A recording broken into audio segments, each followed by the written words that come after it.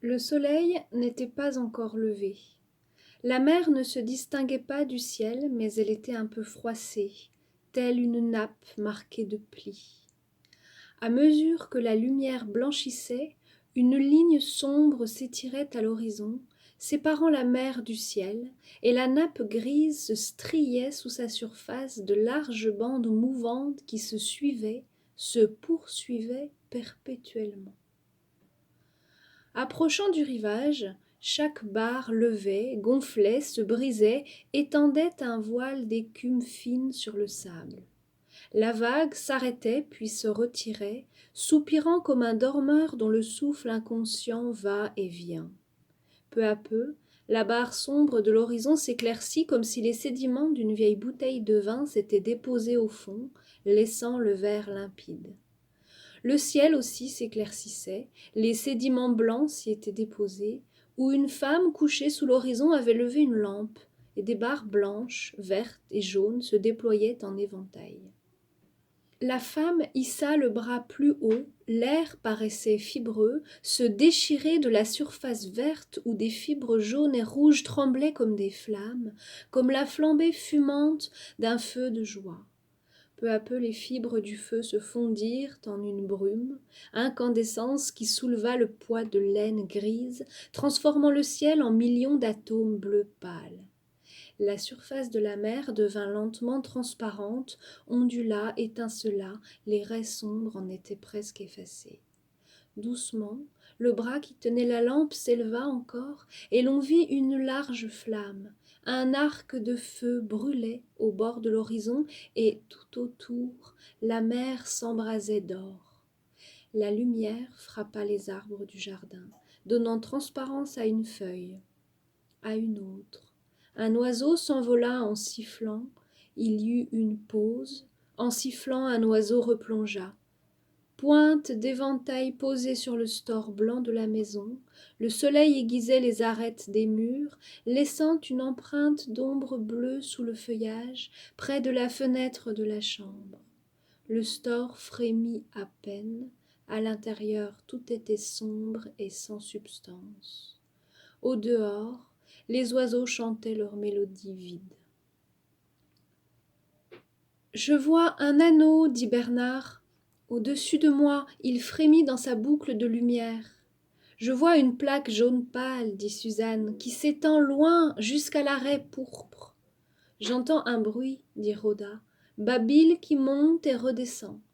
Je vois un globe, dit Neville, goutte en suspens contre les énormes flancs d'une colline. Je vois un épi écarlate, dit Jenny, tressé de fils d'or. J'entends un piétinement, dit Louis. Les pattes d'une grande bête enchaînée. Elle piétine et piétine. Regardez la toile d'araignée au bord du balcon, dit Bernard. Il y a des perles d'eau, des gouttes de lumière blanche. Les feuilles se rassemblent autour de la fenêtre comme des oreilles pointues, dit Suzanne. Une ombre tombe sur le chemin, dit Louis, comme un coude replié.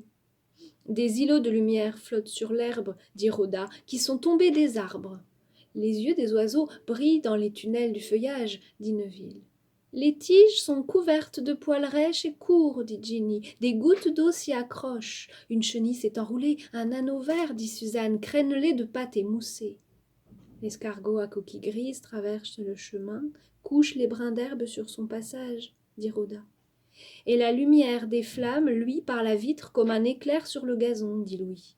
Les pierres sont froides sous mes pieds, dit Neville. Je les sens rondes ou pointues, une à une. Le dos de la main me brûle, dit Ginny, mais ma paume est fraîche, humide de rosée. Maintenant jaillit le chant du coq, dru comme une eau rouge dans les flots blancs, dit Bernard.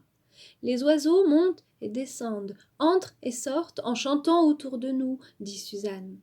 La bête, l'éléphant à la patte enchaînée, la grande brute piétine sur la plage, dit Louis. Regardez la maison, dit Ginny, et ses fenêtres blanchies de stores. Et dans l'arrière-cuisine, le robinet d'eau froide coule sur le maquereau dans la bassine, dit Rhoda.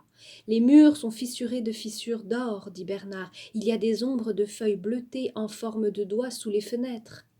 Maintenant, Mrs. Constable met ses bas noirs épais, dit Suzanne. Quand la fumée monte, le sommeil s'échappe du toit comme une boucle de brume, dit Louis. Les oiseaux ont chanté en chœur, dit Rhoda. Maintenant la porte de la cuisine est débarrée. Ils s'envolent, volent comme un jet de semences. Il en reste un seul qui chante à la fenêtre de la chambre. Des bulles se forment au fond de la casserole, dit Ginny, puis s'élèvent, de plus en plus rapides, en une chaîne d'argent. Maintenant, Biddy gratte les écailles sur une planche avec un couteau denté, dit Neville. La fenêtre de la salle à manger est devenue bleu foncé, dit Bernard, et l'air se plisse au-dessus des cheminées. Une hirondelle est perchée sur le paratonnerre, dit Suzanne. Biddy a fait claquer le baquet contre les carreaux de la cuisine. C'est le premier coup de cloche à l'église, dit Louis. D'autres suivent. 1, 2, 1, 2. Regardez la nappe qui flotte blanche autour de la table, dit Rhoda. Maintenant, il y a des ronds de porcelaine blanche et des filets d'argent près de chaque assiette. Une abeille bourdonne à mon oreille, dit Neville. Elle est là, elle est passée. Je brûle, je frissonne, dit Ginny. Je quitte le soleil, j'entre dans l'ombre. Maintenant, ils sont partis, dit Louis. Je suis seule. Ils sont entrés dans la maison prendre le petit déjeuner et je reste près du mur au milieu des fleurs. Il est très tôt, avant la leçon. Chacune des fleurs tache la profondeur des vers. Les pétales sont des arlequins, les tiges surgissent d'abysses noirs, les fleurs nagent comme des poissons de lumière dans les vertes eaux sombres. Je tiens une tige à la main. Je suis la tige. Mes racines descendent jusqu'au tréfonds du monde, traversent la terre de briques sèches et la terre humide, traversent les veines de plomb et d'argent. Tout en moi est fibre, toutes les secousses m'ébranlent et le poids de la terre oppresse mes côtes. En surface, j'ai des yeux de feuilles vertes qui ne voient pas. Je suis un garçon en pantalon gris dont la ceinture est fixée par un serpent de cuivre.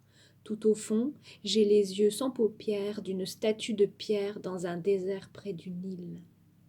Je vois des femmes passer avec des cruches rouges, descendre au fleuve. Je vois des chameaux qui balancent et des hommes en turban. J'entends, on piétine, on frissonne, on remue autour de moi.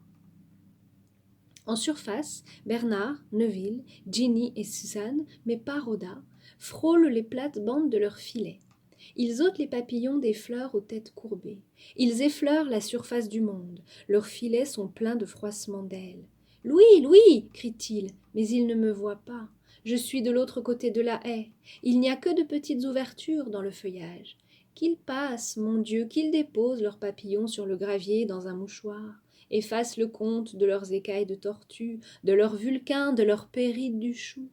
Mais que je demeure invisible. Je suis vert comme un if à l'ombre de la haie. Mes cheveux sont faits de feuilles. Je suis enraciné au centre de la terre. Mon corps est une tige. Je presse la tige. Une goutte suinte et lente, épaisse, gonfle. Du rose passe devant l'ouverture. On jette un œil par la fente. Son faisceau tombe sur moi. Je suis un garçon en costume de flanelle grise. Elle m'a trouvé. On m'a frappé à la nuque. Elle m'a embrassé. Tout est ébranlé. Je courais, dit Ginny après le petit déjeuner. J'ai vu les feuilles remuées par un trou de la haie. J'ai pensé c'est un oiseau dans un nid. J'ai écarté les feuilles pour regarder.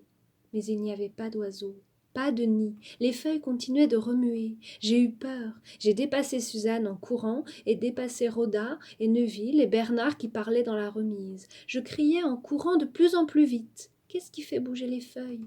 Bouger mon cœur et mes jambes. Et j'ai surgi. Je t'ai vu, vert comme un buisson, comme une branche, immobile, Louis, les yeux fixes. Est-il mort? Ai-je pensé. Et je t'ai embrassé, cœur battant sous ma robe rose, comme les feuilles qui remuent même lorsque rien ne les fait remuer.